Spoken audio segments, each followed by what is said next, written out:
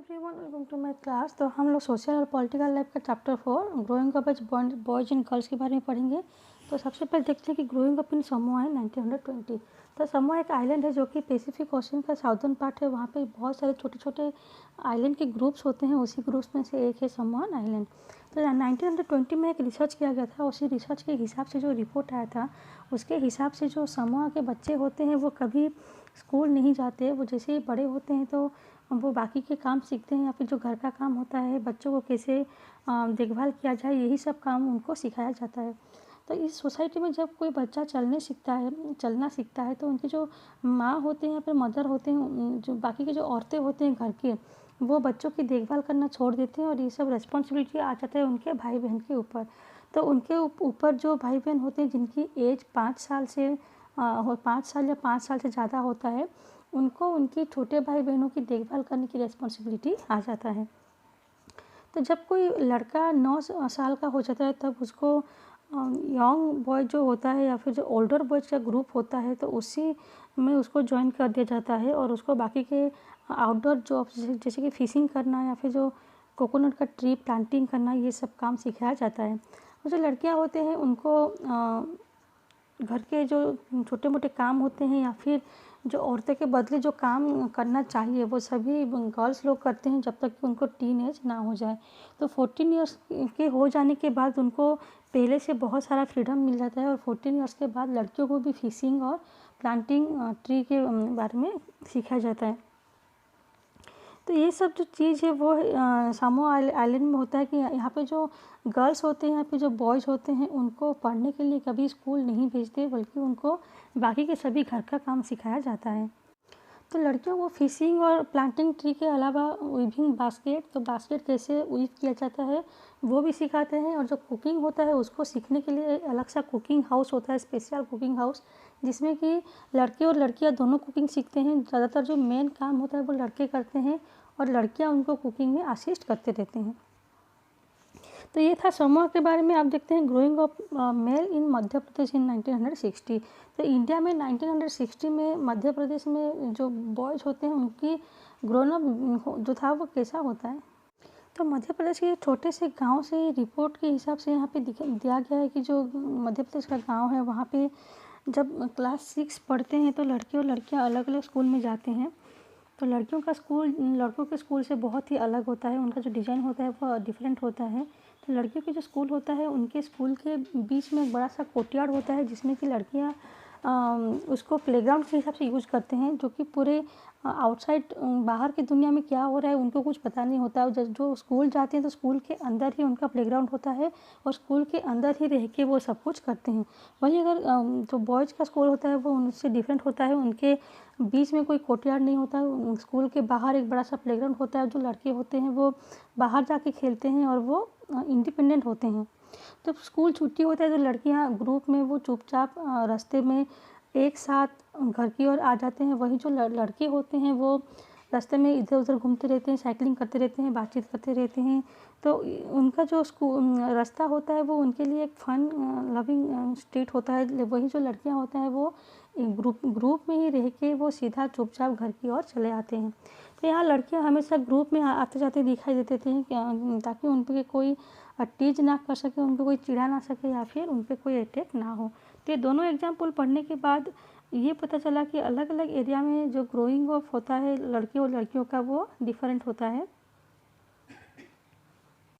कभी कभी हमारा जो सोसाइटी होता है वो भी गर्ल्स और बॉयज़ में पहले से ही डिफरेंट क्रिएट कर देते हैं। जैसे कि कोई बच्चा जब छोटा होता है अगर तो लड़का होता है तो उसको कार या फिर दूसरा कोई खिलौना देते हैं खेलने के लिए। वही अगर वो लड़कियां होते हैं तो उनको खेलने के लिए जो डॉल होते हैं वो देते हैं। तो वो उनको पहले से ही समझा देते हैं कि जो लड़के होते हैं वो अलग होते हैं, लड़कियां जो हैं वो अलग होते हैं। तो ऐसे में अगर उनको जैसे वो बड़े होते जाते हैं वो लड़कियां कैसे ड्रेस पहनना चाहिए, लड़कों को किस तरह का ड्रेस पहनना चाहिए, या फिर उनके बोलने का तरीका, लड़की को थोड़ा सॉफ्ट होकर बोलना चाहिए, वही जो लड़के होते हैं उनको बहुत ही टफ होना चाहिए। तो उनको पहले से ही ये डिफरेंट कर दिया जाता है कि जो लड़के होते हैं वो उनको बड़े होकर अलग बनना है और लड़कियां जो होते हैं उनको फ्यूचर में अलग बनना है। तो यही जो डिफरेंस होता है वो आगे चल के दोनों के लाइफ में प्रॉब्लम क्रिएट करता है। ये जो होते हैं उनके करियर चूज करने में या फिर उनके जो सब्जेक्ट होता है वो कौन से सब्जेक्ट चूज करके पढ़ेंगे, तो ये जो डिफरेंशिएट होता है उनके करियर के ऊपर बहुत ज़्यादा इफेक्ट डालता है। तो बहुत सारा जो सोसाइटीज़ होता है उसमें लड़के और लड़कियां का जो काम होता है उसको इक्वली वैल्यू भी नहीं मिलता। जो काम लड़के करते हैं तो उसके लिए उनको जितना इम्पोर्टेंस दिया जाता है, वही काम अगर लड़कियां करते हैं तो उनको उतना वैल्यू या फिर इम्पोर्टेंस नहीं दिया जाता। उसके तो लड़के और लड़कियों के काम को कैसे इक्वल स्टेटस नहीं मिलता, ये समझने के लिए यहाँ पर नीचे एक स्टोरी दिया है जिसका नाम है my mother does not walk. तो यहाँ पे एक लड़की जिसका नाम है सोनाली, वो अपनी माँ से बोल रही है कि कल वो लोग स्कूल एक्सकर्शन के लिए जा रहे हैं, तो उसके लिए रोजी मैम ने वॉलंटियर्स के लिए बोला है, तो क्या वो एक दिन ऑफिस से छुट्टी लेके हमारे साथ वो वॉलंटियर के हिसाब से जा सकती है कि नहीं। तो वो बोल रही है कि वो जो हरमीत की माँ है वो हमेशा एक्सकर्शन में आती है क्योंकि वो काम नहीं करती। तो ये सुनने के बाद सोनाली की माँ उसको बोलती है कि ये तुम ये कैसे कह सकते हो कि उसकी माँ जो है वो काम नहीं करती। तो ये सोनाली बोल रही थी कि हाँ उसकी माँ काम नहीं करती। तो उसमें जो सोनाली की माँ बोल रही है कि जसप्रीत आंटी जो है वो सुबह के 5 बजे उठ के घर का सभी काम करते हैं। तो उससे सोनाली ये रिप्लाई करती है कि हाँ लेकिन वो खाली घर का काम है, वो रियल वर्क नहीं है, वो हाउस वर्क है, तो वो तो सब लोग करते हैं।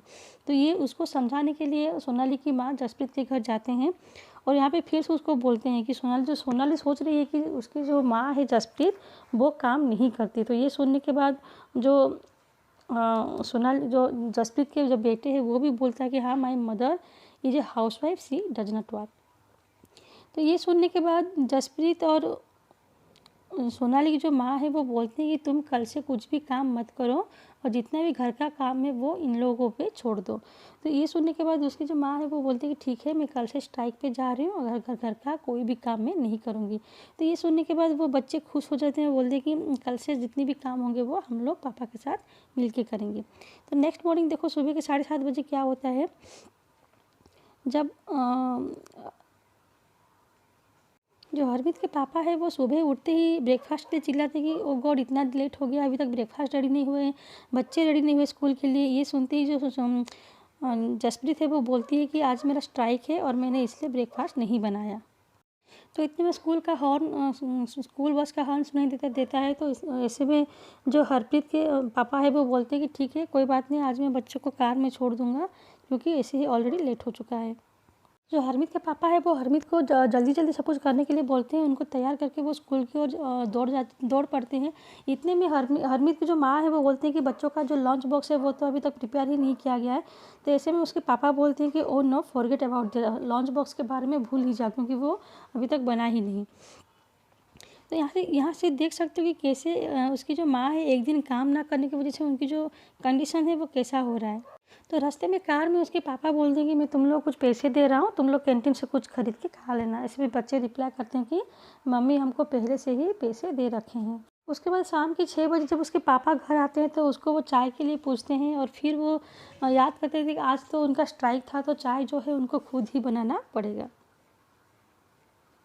इतने में घर का कंडीशन देख के हरमीत के जो पापा है वो बोलते हैं कि घर देख के ऐसा लग रहा है जैसे कि कोई तूफान आया है, सारी चीज़ें इधर उधर बिखर पड़ा है।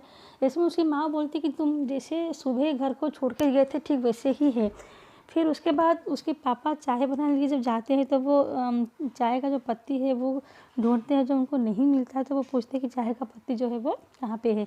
इतने में जो हरमीत की माँ है वो हंसते हैं और बोलते हैं कि इतने सब होने के बाद भी इनको लगता है कि मैं जो हूँ कुछ भी काम नहीं करती। तो सोचो एक औरत जो कि सुबह के 5 बजे से उठ के घर का सारा काम करते हैं, बच्चों का टिफ़िन से लेके उनके लंच बॉक्स, डिनर, घर के साफ़ सफाई सभी काम करने के बाद भी उनको कभी भी उतना इम्पोर्टेंस नहीं मिलता जितना कि एक वर्किंग वुमेन को मिलता है। तो उनका काम भी उतना ही इक्वली इम्पोर्टेंस होता है।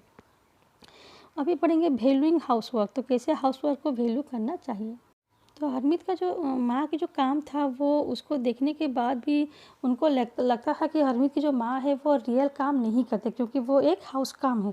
तो ये जो फीलिंग्स है वो खाली इनके फैमिली के लिए नहीं था, ये आज की सोसाइटी में से बहुत सारे लोग हैं जो कि ये सोचते हैं कि जो घर संभालने का काम, घर की देखभाल करना, घर का काम करना, कुकिंग करना या फिर जो बच्चों की देखभाल करना, ये जितने भी काम होता है या फिर घर में जो बुजुर्ग होते हैं माँ बाप उनकी सेवा करना, वो सभी औरतों के रिस्पॉन्सिबिलिटी होता है। तो ये जो है हमारा समाज समाज पहले से ही ऐसा कर दिया है कि घर का जो काम है वो औरतें करते हैं और बाहर का जो काम है वो मेन करेंगे। तो जो काम मेन बाहर जाके करते हैं उनके लिए उनको पैसा मिलता है, तो इसलिए उनका काम ज़्यादा वैल्यूड है। लेकिन जो औरतें घर पे रह के इतना सारा काम करते हैं तो उनके लिए कोई सैलरी नहीं मिलता या उनको कोई पैसा नहीं मिलता, इसलिए उनके काम को उतना वैल्यू नहीं दिया जाता, क्योंकि उनको ऐसा लगता है कि ये जो काम है वो उनका ही हिस्से का काम है, जो कि पहले से औरतें करते आ रहे और आगे भी करेंगी। तो इसलिए घर के काम को उतना इम्पोर्टेंस नहीं मिलता, जो कि सही नहीं होता, क्योंकि उनका काम भी उतना ही हार्ड वर्किंग काम होता है और वो इतना समय काम करने के बाद भी जब उनको कोई इम्पोर्टेंस नहीं मिलता तो ऐसे में उनको बहुत बुरा लगता है। तो ये था valuing house work. Next class में पढ़ेंगे लाइफ्स ऑफ डोमेस्टिक।